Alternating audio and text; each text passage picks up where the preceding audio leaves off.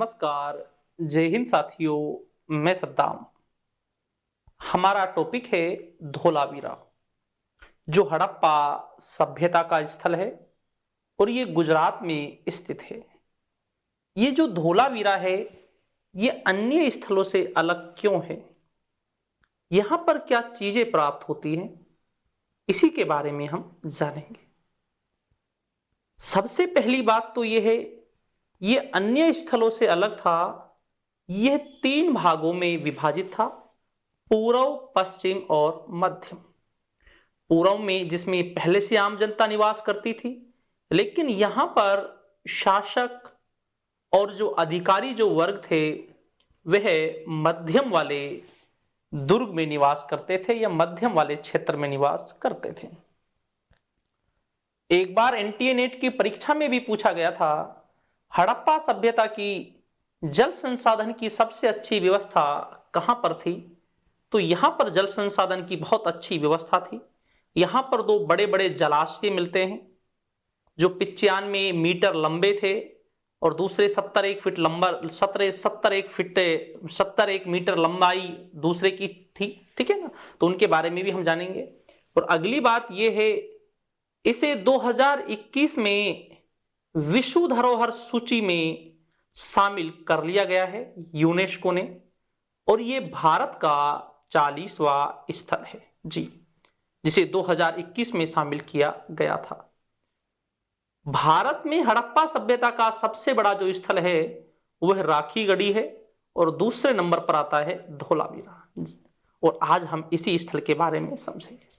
सबसे पहले तो हम नाम के बारे में ही समझ लेते हैं। नाम को अगर हम देखें, धोला,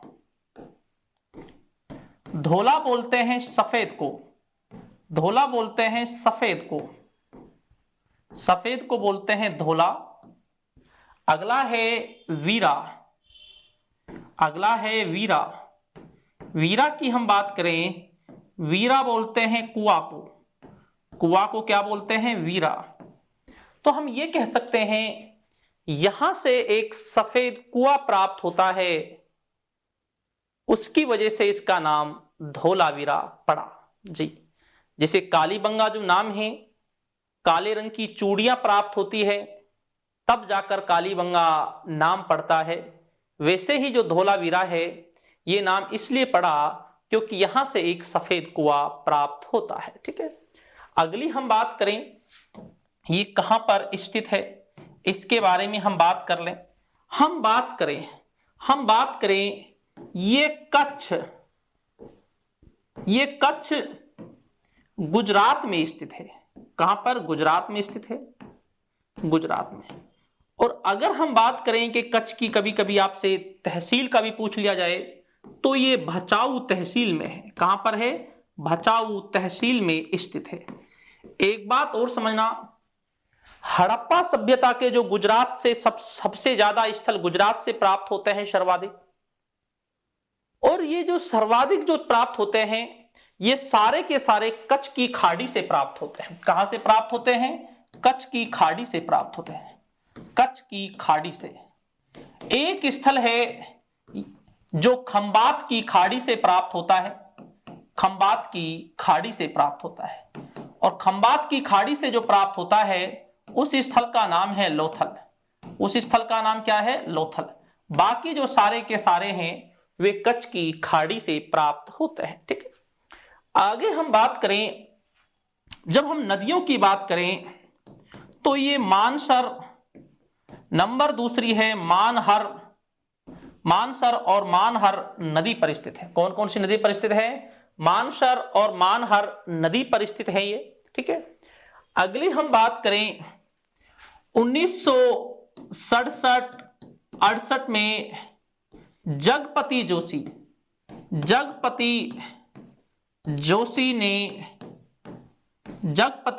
ने इसकी क्या की थी, खोज और खुदाई की थी, खोज। लेकिन इस समय इसकी जो खोज थी वो एक विस्तृत स्तर पर नहीं होती, एक छोटा मोटा सा इसकी जानकारी ली जाती है। जब हम विस्तृत स्तर की बात करते हैं, विस्तृत खुदाई, जब हम विस्तृत खुदाई की बात करते हैं तो ये विस्तृत खुदाई 1990-91 में 1990-91 में इसकी की गई थी विस्तृत खुदाई, जो रविंदर सिंह बिष्ट ने की थी। किसने की थी? रविंदर सिंह बिष्ट ने की थी। रविंदर सिंह बिष्ट ने इसकी विस्तृत खुदाई की थी, बिष्ट ने। ठीक है, तो इससे हमारे जगपति जोशी भी जुड़े हुए हैं और रविंदर सिंह बिष्ट भी इससे जुड़े हुए हैं। ठीक है,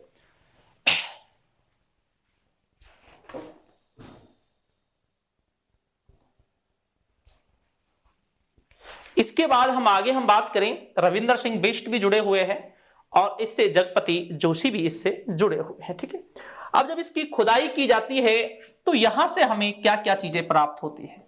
जब इसकी खुदाई की जाती है तो यहां से हमें क्या क्या चीजें प्राप्त होती है उसके बारे में हम जान लेते हैं। ठीक है, जब खुदाई की जाती है तो ये टीला है, इस टीले को, जो ये टीला है, 1 2 और इधर 3, 1 2 और 3।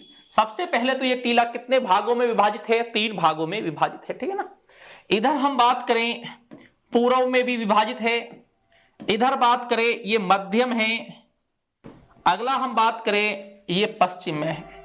तो 3 भागों में ये टीला विभाजित है। ठीक है, कितने भागों में विभाजित है? 3 भागों में ये जो टीला है ये विभाजित है भाई। अब ये 3 भागों में विभाजित है। अभी तक हम केवल ये पढ़ते आए थे कोई भी जो टीला है वो 2 भागों में विभाजित होता है, पूर्व और पश्चिम। पूर्व में आम जनता निवास करती है और पश्चिम में दुर्ग था जहां शासक निवास करते हैं। लेकिन ये टीला पहली बार हमें ऐसा एग्जाम्पल देखने के लिए मिलता है जो 3 भागों में विभाजित है। लेकिन हम बात करें जो ये मध्यम वाला है, यहां पर तो आम जनता ही निवास करती है, आम जनता, हर जगह आम जनता यहीं पर निवास करती है। मध्यम वाले की बात करूं, इसमें शासक और अधिकारी जो वर्ग था, शासक और अधिकारी जो वर्ग था वो यहां पर निवास करते थे, मध्यम वाले में निवास करते थे जी। और इसकी अगर 4 दीवारी की बात की जाए, 4 दीवारी की बात की जाए, इसकी 4 दीवारी बड़ी मजबूत थी, बड़ी मजबूत थी इसकी 4 दीवारी। बाकी जगह इतनी मजबूत 4 दीवारी नहीं मिलती जितनी मजबूत यहां पर 4 दीवारी थी। ठीक है, अगली हम बात करें, जो ये स्थल था यहां से हमें जल संसाधन की सबसे अच्छी व्यवस्था मिलती है, अच्छी व्यवस्था मिलती है। जल संसाधन की सबसे अच्छी जो व्यवस्था जो हमें देखने के लिए मिलती है वो यहीं पर हमें देखने के लिए मिलती है। अब ये जल संसाधन की व्यवस्था से संबंधित मामला क्या था? क्योंकि यहां पर जलाशय जिसमें जल को एकत्रित करके रखा जाता था, ऐसे मिलते हैं। नंबर पहला जलाशय 70 मीटर लंबा था, यहां पर एक मिलता है। ठीक है ना, नंबर दूसरे की बात करें हम, 24 नंबर दूसरे की बात करेंगे, पहला जलाशय तो इतना था। ठीक है ना, 70 मीटर लंबा था, 24 मीटर चौड़ा था, 7.50 मीटर उसकी चौड़ाई थी। इसके बाद हमें यहां पर दूसरा जलाशय मिलता है, इसके बाद हमें यहां से दूसरा जलाशय मिलता है। कौन सा मिलता है? दूसरा जलाशय भी हमें मिलता है। ये जो जलाशय था ये 95 मीटर, कितना? 95 मीटर इसकी लंबाई थी। और हम बात करें 11.40 मीटर इसकी चौड़ाई थी। चौड़ाई कितनी थी? 11.40 मीटर इसकी चौड़ाई थी। और हम बात करें 4 मीटर इसकी गहराई थी। ये दूसरा जलाशय था। और हम कहें ये प्रश्न नेट की परीक्षा में पूछा हुआ प्रश्न है। मैं आपको ये भी बताता चलूं कि कौन सा प्रश्न पूछा हुआ है। तो ये प्रश्न एक बार नेट की परीक्षा में पूछा गया था कि जल संसाधन की सबसे अच्छी व्यवस्था कहां से प्राप्त होती है? तो वो प्राप्त होती है धौलावीरा से। और जब हम नालियों की भी जब बात करते हैं, जो यहाँ की नालियां थी, नालियां भी यहाँ की बहुत अच्छी थी। और इन नालियों के माध्यम से ही बरसात का पानी इन जलाशयों में आता था जी। जो नालियां थी, नालियां इन नालियों के माध्यम से ही वर्षा का पानी इन जलाशयों के अंदर आता था, वर्षा का पानी। ठीक है ना, तो बड़ी अच्छी थी यहाँ की जो व्यवस्था थी। यहाँ की जल संसाधन की व्यवस्था सबसे अच्छी थी और देखने लायक थी जो यहाँ की व्यवस्था थी। ठीक है, अगली हम बात करें यहां से हमें एक हमें सूचना पट, जिसे हम बोलते हैं सूचना पट प्राप्त होता है। सूचना पट इसे हम बोल सकते हैं। यहां से हमें एक नोटिस बोर्ड प्राप्त होता है। नोटिस बोर्ड भी हमें यहां से प्राप्त होता है। एक सूचना पट हमें यहां से प्राप्त होता है। एक सूचना पट है, ये जैसे सूचना पट है, ये एक पट है, सूचना पट, नोटिस बोर्ड है। इस पर 10 अक्षर लिखे हुए हैं। कितने अक्षर लिखे हुए हैं? 10 अक्षर लिखे हुए हैं। अक्षरों की संख्या कितनी है? 10। इनकी लंबाई की अगर मैं बात करूं, जो इनकी लंबाई है 37 सेंटीमीटर है अक्षर की लंबाई। अगर मैं चौड़ाई की बात करूं, जो अक्षर की जो चौड़ाई है वो 27 सेंटीमीटर है। तो हमें यहां से 10 अक्षर प्राप्त होते हैं, ठीक है ना। सूचना पट, नोटिस बोर्ड प्राप्त होता है। जैसे वर्तमान में मकान के बाहर लिखा रहता है शर्मा भवन, चौधरी भवन, खान भवन, शेफी भवन, शेख भवन, तो उसी तरीके से हम इसे बांध सकते हैं कि सूचना पट था, नोटिस बोर्ड था, जहां से हमें ये प्राप्त होते हैं, और ये भी हमें यहीं से प्राप्त होता है, ठीक है। इसके बाद हम बात करें, हमें यहां से खेल का स्टेडियम प्राप्त होता है। खेल का स्टेडियम भी हमें यहां से प्राप्त होता है। स्टेडियम, तो खेल का स्टेडियम यहां से प्राप्त होता है, ठीक है ना। अगर हम बात करें क्रीड़ा स्थल की हम बात करें, क्रीड़ा स्थल कहां से प्राप्त होता है? तो खेल का मैदान इसी धौलावीरा से प्राप्त होता है। और हम बात करें विश्व धरोहर सूची की, हम बात करें विश्व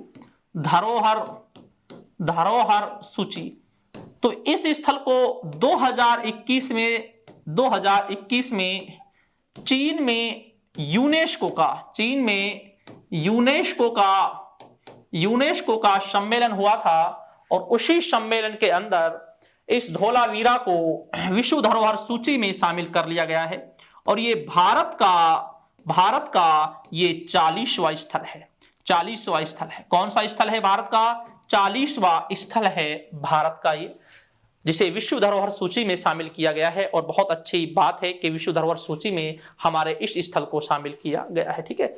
अगली हम बात करें, यहां से 1 2 3 4 5 6 और 7, यहां से हम बात करें तो यहां से 7 संस्कृति, हम बात करें तो यहां से 7 संस्कृति प्राप्त होती है। कितनी संस्कृति प्राप्त होती है? 7 संस्कृति यहां से प्राप्त होती है। और हमें पता चलता है कि ये 7 बार बसा और 7 बार उजड़ गया था, क्योंकि इसके टीले से हमें 7 संस्कृतियां प्राप्त होती हैं, जिससे पता चलता है कि ये 7 बार बसा और 7 बार उजड़ गया था, ठीक है। इसके बाद हम बात करें, हमें यहां से क्या प्राप्त होती है? जैसे खगोलीय, हम बात करते हैं खगोलीय पर्यवेक्षण की जब हम बात करते हैं, ठीक है ना। आज भी खगोलीय पर्यवेक्षण होता है कि भाई मौसम कैसा चल रहा है, कैसा नहीं चल रहा है, पर्यवेक्षणशाला होती है। ऐसे ही हमें खगोलीय पर्यवेक्षणशाला जो हमें प्राप्त होती है, ये हमें इसी धौलावीरा से प्राप्त होती है। कहां से प्राप्त होती है? धौलावीरा से हमें प्राप्त होती है खगोलीय पर्यवेक्षण, अर्थात मौसम की जानकारी से संबंधित यहां से हमें साक्ष्य मिलते हैं। मौसम की जानकारी से संबंधित, ठीक है ना, मौसम की जानकारी से संबंधित यहीं से हमें जानकारी मिलती है। अगला है सुनामी। हम बात करें सुनामी और तूफान के बारे में। सुनामी और तूफान के बारे में यहीं से जानकारी प्राप्त होती है, यहीं से जानकारी प्राप्त होती है।